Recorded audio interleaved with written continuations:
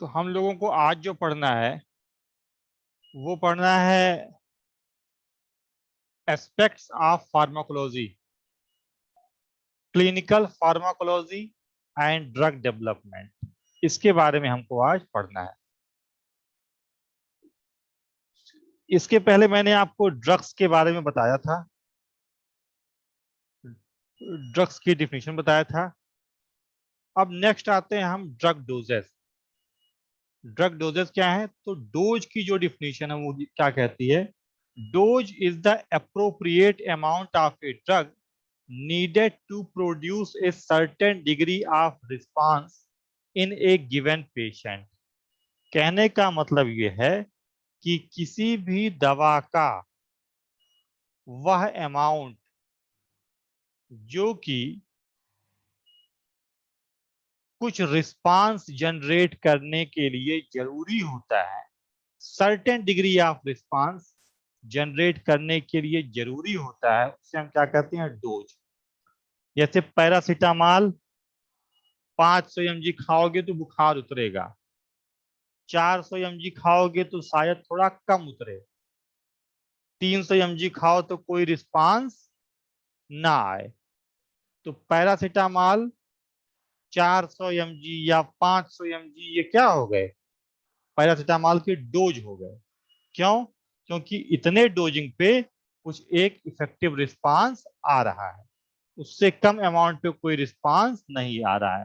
तो dose is the appropriate amount of a drug that can produce certain degree of response।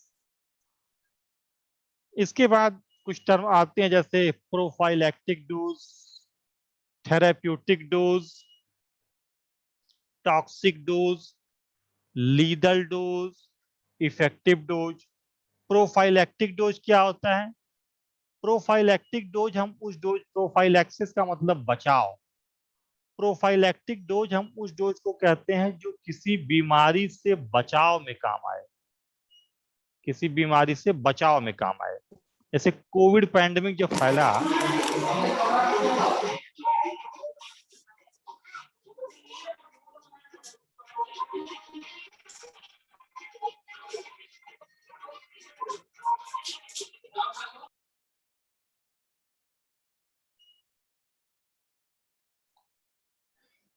जब Covid pandemic फैला तो शुरुआती stage में आप लोगों ने देखा होगा कि बहुत पहले जब कोविड की शुरुआत हुई फैलने की, तो एक बांग्लादेश के, जैसे अपने यहाँ एम्स है, वैसे बांग्लादेश में एक एम्स के टक्कर का इंस्टीट्यूट है, मतलब वहां का सबसे बड़ा हॉस्पिटल बांग्लादेश का। वहां के एक डॉक्टर है, उनका नाम नहीं याद आ रहा मुझे, उन्होंने ट्रायल किया और देखा कि आइवरमेक्टिन दवा जो है वो कोविड के वायरल लोड को काफी हद तक कम कर देती। तो उन्होंने अपना पेपर वगैरह पब्लिश किया, लेकिन शुरुआत में जो भी वर्ल्ड की लॉबी थी, एफडीए हो गया, डब्ल्यूएचओ हो गया, उन लोगों ने उस चीज को डिनाई किया। बाद में आप लोगों ने देखा होगा कि अपने इंडिया में, खासतौर पे अपने उत्तर प्रदेश में, आइवरमेक्टिन को डॉक्टर प्रिस्क्राइब करने लगे एज ए प्रोफाइलैक्सिस, कि अगर आप कहीं ऐसे लोगों से संपर्क में आए हैं जिनको कोविड हुआ है तो आप हफ्ते में एक गोली आइवरमेक्टिन 12 mg की ले लें। That is prophylactic dose.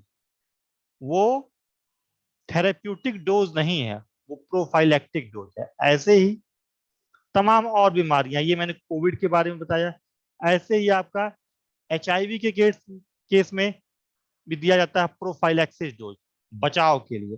जैसे मान लो हेल्थ केयर सेटिंग में कई लोग काम कर रहे हैं हॉस्पिटल वगैरह में, वो सैंपल ले रहे हैं या किसी को इंजेक्शन दे रहे हैं या किसी को बॉटल चढ़ाया जा रहा है, हो सकता है उस दौरान कुछ ऐसा हुआ हो कि जो निडल है सिरिंज की वो हल्का सा मिसप्लेस हो जाए और हाथ में प्रिक कर जाए।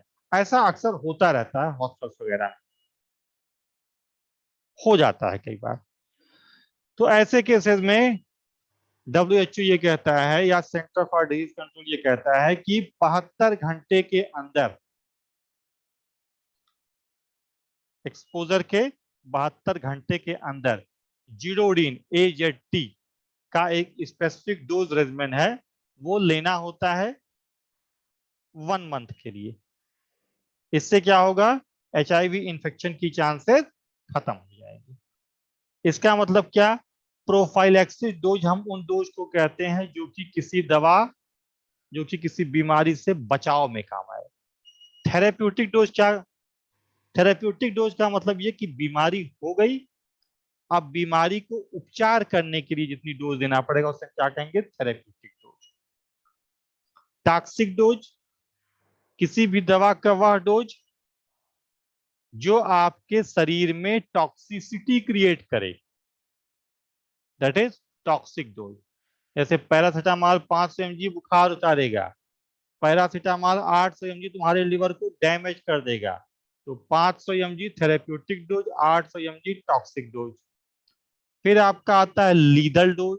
लीदल डोज हम तब यूज करते हैं ह्यूमन के केस में नहीं, क्योंकि हम किसी ह्यूमन वॉलंटियर को, इवन ड्रग डेवलपमेंट के दौर में भी ह्यूमन वॉलंटियर को उतना अमाउंट नहीं देते हैं कि जिससे उसकी मौत हो जाए।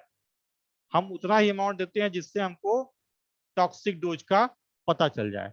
लेकिन जब ड्रग की डिस्कवरी हो रही होती है तो पहले हम ट्रायल किस पे करते हैं, एनिमल्स पे, रैट, गिनी पिग, माइस, इन सबको हम दवा की डोज धीरे धीरे धीरे धीरे बढ़ाते जाते हैं। एक समय ऐसी डोजिंग दी जाती है, उतनी डोजिंग पे एनिमल्स की मौत हो जाए, उसे हम क्या कहेंगे, लीदल डोज।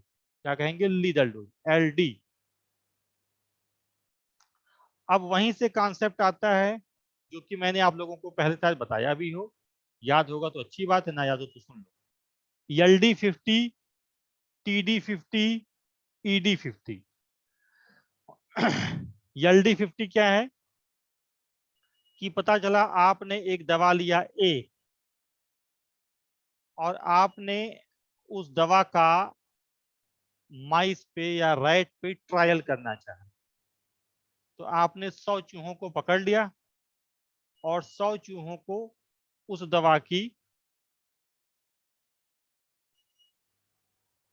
4 mg डोज दिया। एक दवा थी A, उस दवा की 4 mg डोज आपने 100 चूहों को दे दिया, 100 चूहों के ग्रुप था उसमें दे दिया। तो देने के बाद आप देख रहे हैं कि 100 चूहों में से 50 चूहे मर गए, that is known as LD50। उसे हम क्या कहेंगे, LD50। अगर मैं बात कहूं LD100 की, तो क्या, दवा का वह अमाउंट जिसपे सारी की सारी पॉपुलेशन, एक्सपेरिमेंटल ट्रायल की जो पॉपुलेशन थी वो सब की सब खत्म हो गई, दैट इज LD100, 100% खत्म हो गई। LD50 मतलब क्या, किसी भी ड्रग का वह अमाउंट जिसपे एक्सपेरिमेंटल एनिमल की 50% पॉपुलेशन खत्म हो जाए, दैट इज LD50, लीदल डोज 50। यहीं से कॉन्सेप्ट आता है ED50 का। ED50 क्या होता है, इफेक्टिव डोज 50। कि पता चला आपने कोविड हुआ, 100 कोविड के आपने 100 मरीज लिए, 100 मरीजों में कोविड के लक्षण आपको मिले, आपने बाबा रामदेव की कोरोनिल दवा 10 ग्राम 100 लोगों को खिला दिया। जो कोरोनिल दवा है वो 10 ग्राम हमने 100 लोगों को खिला दिया।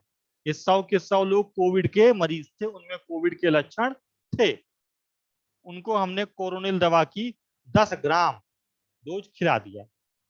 तो हम देख रहे हैं कि 10 ग्राम डोज खिलाने के बाद 50 लोगों का कोविड सिम्टम्स खत्म हो गया। यानी कि 10 ग्राम कोरोनिल की खुराक जब हम 100 लोगों के ग्रुप में दिए तो हमने देखा कि 50 लोगों का कोविड खत्म हो गया। तो हम क्या कहेंगे, कोरोनिल का थेरेप्यूटिक, कोरोनिल का इफेक्टिव डोज 50 क्या है, 10 ग्राम। हम क्या कहेंगे, कोरोनिल का इफेक्टिव डोज 50 क्या है, 10 ग्राम। तो किसी भी दवा का वह अमाउंट जिसपे कि 50% एक्सपेरिमेंटल एनिमल को बीमारी से आराम मिल जाए, उसे हम क्या कहते हैं, इफेक्टिव डोज 50।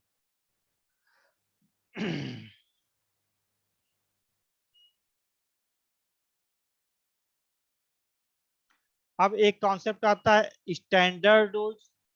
स्टैंडर्ड डोज किसी भी दवा का वह डोज है जो हम ज्यादातर पॉपुलेशन को देते हैं।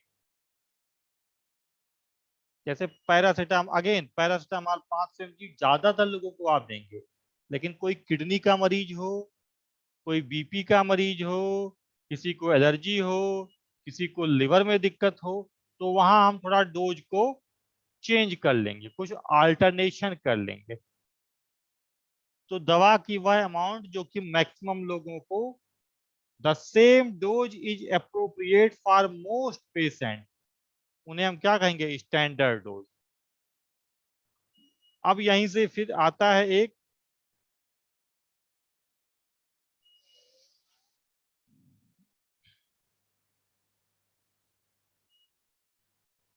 Fixed dose combination of drug, FDC, fixed dose combination of drug. ये fixed dose combination of drugs क्या है, जैसे मान लो कि आपको बुखार है, तो हमने दे दिया आपको पैरासीटामोल। आपको बुखार के साथ जोड़ों में बहुत दर्द है, तो हमने आपको एक टेबलेट दिया पैरासीटामोल का और एक टेबलेट दे दिया डिक्लोफेनेक का। आपको बुखार के साथ बहुत जोड़ों में दर्द है, तो हमने आपको 2 गोली दे दिया। पहले आपको खाली बुखार था, तो मैंने आपको दिया पैरासीटामोल 500 mg की 1 टेबलेट। अब आपको बुखार के साथ दर्द भी है, तो हमने 1 गोली दे दिया पैरासीटामोल की, 1 गोली दे दिया डिक्लोफेनेक का। दोनों अलग अलग डोज, दोनों अलग अलग डोज, फिक्स डोज कॉम्बिनेशन में। अब तुम एक दूसरे किसी योग्य आदमी के यहाँ गए, किसी बहुत ही क्वालिफाइड डॉक्टर के यहाँ पहुंच गए, उसने क्या किया, आपको 2 टेबलेट देने के बजाय एक प्रिस्क्रिप्शन लिख दिया, डिक्लोपैरा या डिक्लो प्लस की 1 गोली।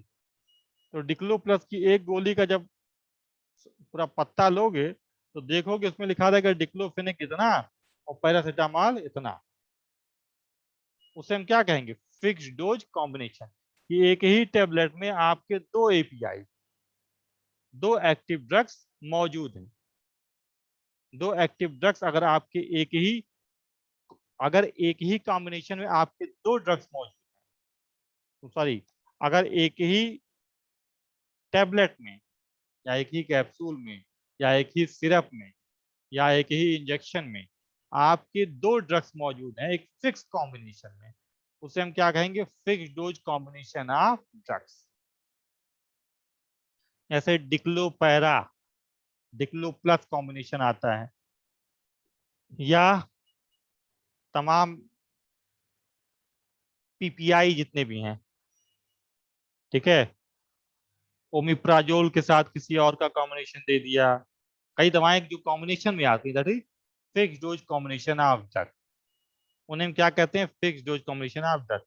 Fix dose combination of drug लेने का फायदा भी है और नुकसान भी है। फायदा क्या है, फायदा ये है कि आपको अलग, ये नहीं कि आपको 4 दवा डॉक्टर ने लिखा तो 4 बार पत्ता खोला, 4 बार मुंह में डाला। हो सकता है उन चारों का कॉम्बिनेशन एक में मौजूद हो, हम एक खाएं उसमें हमको चारों चीजें मिल जाएं।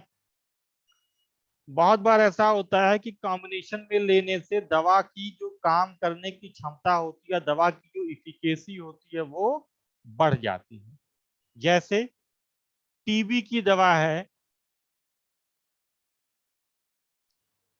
आइसोनियाजिड, टीबी की दवा है रिफेम्पिसिन। इनको अलग अलग लो तो शायद उतना इफेक्टिव ना होती, लेकिन इनका हमने अगर कॉम्बिनेशन ले लिया आइसोनियाजिड और रिफेम्पिसिन का, तो उसमें हमको बहुत बढ़िया रिस्पॉन्स मिलेगा। ऐसे ही पार्किंसन डिजीज, जिन लोगों को देखते होगे कुछ बुजुर्गों का हाथ पैर हमेशा कपता रहता है, मतलब 70+ की उम्र हो गई तो वो बैठे भी रहेंगे तो उनका हाथ पैर कपता रहेगा। इसमें इस बीमारी को हम क्या कहते हैं, पार्किंसन। पार्किंसन बीमारी में क्या होता है कि आपके ब्रेन में मौजूद न्यूरोट्रांसमीटर डोपामीन की शॉर्टेज हो जाती है, वो कमी हो जाती है, वो डिग्रेड होने लगता है, टूटने लगता है बहुत जल्दी। तो जब न्यूरोट्रांसमीटर डोपामिन की कमी हो जाएगी, उस केस में कौन सी बीमारी? पार्किंसन। उसके इलाज के लिए दवा दी जाती है कौन सी? Dopamine, levodopa. लिवोडोपा। लेकिन अगर लिवोडोपा को अकेले दिया जाए तो उसमें कोई बहुत बढ़िया रिस्पांस नहीं आता है। अब अगर हम उस लिवोडोपा के साथ में क्या दे दें? Levodopa and carbidopa. Levodopa and carbidopa का अगर हम कॉम्बिनेशन दे दें तो वो ज्यादा इफेक्टिव होगा। लिवोडोपा और कार्बिडोपा का जो कॉम्बिनेशन होता है, अगर हम उसको दे दें तो पार्किंसन बीमारी से आराम थोड़ा बढ़िया मिलता है, थोड़ा जल्दी मिलता है। ठीक है। ऐसे ही एक एंटी माइक्रोबियल दवा है सल्फामेथोक्सोल। सल्फा ड्रग जो पहले चलती थी, सल्फामेथोक्सोल। सल्फामेथोक्सोल को अगर अकेले दिया जाए तो उतना एंटीबैक्टीरियल प्रॉपर्टी नहीं है, लेकिन अगर ट्राइमेथोप्रिम के साथ दिया जाए तो उसके अंदर एंटीबैक्टीरियल प्रॉपर्टी बढ़ जाती है। ऐसे ही हाइपरटेंशन को दूर करने की दवा है एटेनोलाल। एंटी हाइपरटेंसिव ड्रग है क्या? एटेनोलाल। एटेनोलाल अगर अकेले दोगे तो उतना बढ़िया आराम नहीं देगा, लेकिन उसी एटनोलाल को अगर आप एम्लोडिपिन के साथ कॉम्बिनेशन में दे देंगे, एम्लोडिपिन प्लस एटनोलाल कॉम्बिनेशन, उस केस में क्या होगा? एम्लोडिपिन और एटनोलाल के कॉम्बिनेशन में जब दवा दी जाएगी तो anti hypertensive action of atenolol enhance कर जाएगी। एटनोलाल अगर अकेले आपकी बॉडी में जाता तो उतना बढ़िया रिस्पांस नहीं देता, आपका बीपी उतना बढ़िया कम नहीं करता। लेकिन उसी एटनोलाल को अगर हमने एम्लोडिपिन के साथ कॉम्बिनेशन में दे दिया तो आपका बीपी बहुत तेजी से, आपके ब्लड प्रेशर जो बहुत ज्यादा हाई हो गया था उसमें आपको आराम मिला। ऐसे ही आप लोग देखते होंगे पहले सर्दी खांसी जुकाम बुखार की शुरुआत होती थी तो डॉक्टर क्या कहते थे? सिट्रिजिन। सिट्रिजिन। अब देखते होंगे कॉम्बिनेशन मॉन्टेलोकास्ट एंड लिवोसिट्रिजिन। मॉन्टेलोकास्ट और लिवोसिट्रिजिन का कॉम्बिनेशन। क्यों? क्योंकि सिट्रिजिन जो आपका है वो क्या है? एंटी हिस्टामिनिक ड्रग है। और मॉन्टेलोकास्ट, जेफिलुकास्ट, ये सब क्या है? Leukotriene antagonist. ऐसे होता क्या है, सर्दी खांसी की जब शुरुआत होती है तो क्या होता है? तुम्हारे नाक में रेडनेस, स्वेलन, पेन, एक तरीके से इन्फ्लामेशन, पूरे के पूरे नेजल पैसेज में इन्फ्लामेशन। ये इन्फ्लामेशन क्यों हुआ? ये इन्फ्लामेशन इसलिए हुआ कि आपके नेजल पैसेज में कोई फॉरेन माइक्रोब्स या कोई फॉरेन डस्ट पार्टिकल, एलर्जन जिसे हम नाम दिए, एलर्जन ये आया। उस एलर्जन को हटाने के लिए बॉडी के इम्यून सिस्टम ने बम्पर रिस्पांस किया। उस बम्पर रिस्पांस में जो बेसोफिल सेल्स थी, बेसोफिल सेल्स ने क्या रिलीज किया? हिस्टामिन। तमाम और सेल्स ने क्या रिलीज किया? ल्यूकोट्रीन। इन ल्यूकोट्रीन्स और हिस्टामिन्स ने वहां पे क्या कर दिया? इन्फ्लामेशन। उसको कम करने के लिए आपने को क्या दिया गया? सिट्रिजिन। सिट्रिजिन ने हिस्टामिन को कम कर दिया, एंटी हिस्टामिन। ल्यूकोट्रीन को कम करने के लिए मॉन्टेल्यूकास्ट या जेफिलुकास्ट। तो जब इनको कॉम्बिनेशन में दिया गया तो आपको जुकाम से बहुत जल्दी आराम मिल गया। This is known as fixed drug combination. ऐसे ही तमाम जो कैंसर के पेशेंट होते हैं या जो एड्स के पेशेंट है, HIV एड्स के पेशेंट में, या ट्यूबरक्यूलोसिस के पेशेंट हैं, या मलेरिया के, मलेरिया में खास करके कौन सा? Falciparum malaria, Plasmodium falciparum. Malaria का पॉजिटिव एजेंट 4 है: Plasmodium vivax, Plasmodium Ovett, Plasmodium malariae, Plasmodium falciparum. तो इस कारण जो मलेरिया हो या टीबी हो या एड्स हो, इन सब में क्या होता है? कई दवाएं खानी पड़ती हैं। तो हो सकता है अलग अलग लेने से दवा के मिस होने का चांसेस बढ़ जाए। ऐसे केसेस में हम क्या लेते हैं? Fixed dose combination. Fixed dose combination. अब इसके कुछ डिसएडवांटेज भी हैं। फिक्स्ड डोज कॉम्बिनेशन के डिसएडवांटेज क्या है? फिक्स्ड डोज कॉम्बिनेशन के डिसएडवांटेज ये हैं, इसमें कई बार हमको कुछ ऐसी दवाओं का सेवन करना पड़ता है जिनकी कि हमको जरूरत ना हो। जैसे मान लो कि किसी की बॉडी में विटामिन डी की कमी है। अब विटामिन डी की कमी में हमने उनको एक मल्टीविटामिन लिख दिया। अब उस मल्टीविटामिन में ए भी है, बी भी है, सी भी है, डी भी है, ई भी है, तो विटामिन डी तो चाहिए उसको। बेफिजूल का उसको 8-10 विटामिन और मिल रहा है, इससे आपको कोई महत्व नहीं है। ऐसे ही दवाओं के साथ हो सकता है कि उस मरीज को खाली पैरासीटामॉल खाने से आराम मिल जाए, लेकिन हम उसको क्या लिख रहे हैं, डिक्लो पैरा, डिक्लो प्लस कॉम्बिनेशन, इसमें डिक्लोफिनिक भी जाएगा। तो भाई अगर कोई यूजलेस चीज जिसकी आपको जरूरत नहीं है, अगर वो दवा आप ले लोगे तो आपकी बॉडी में जाहिर सी बात है साइड इफेक्ट बढ़ेगा ही बढ़ेगा। ऐसे ही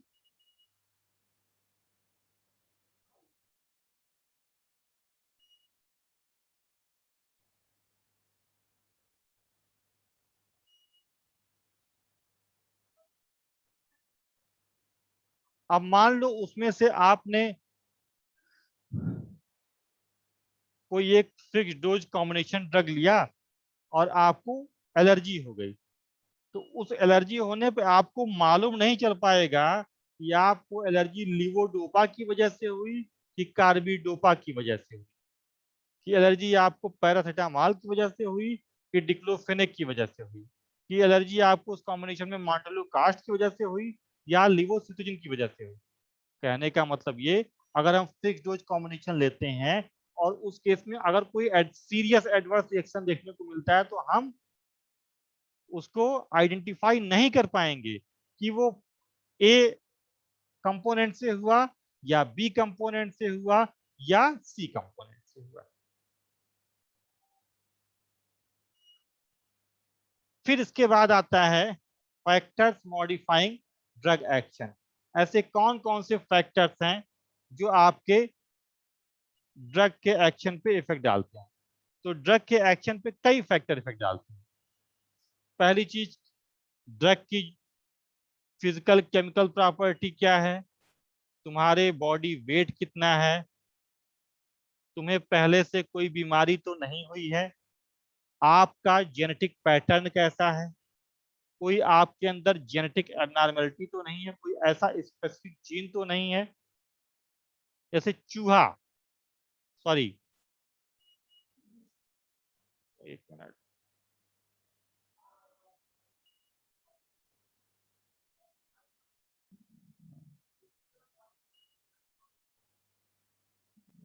कहाँ गया?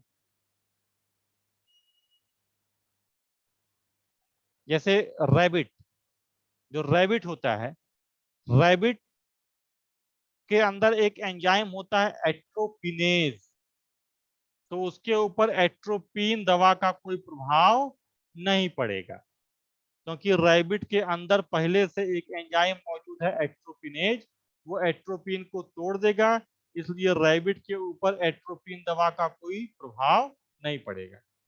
तो कहने का मतलब ये कि दवा की केमिकल और फिजिकल प्रॉपर्टी, मरीज की एज, पेशेंट का बॉडी वेट, पेशेंट के पास पहले से कोई प्री एग्जिस्टिंग कंडीशन है कि नहीं है, वो पहले से कोई दवा तो नहीं ले रहे हैं, ठीक है। इसके अलावा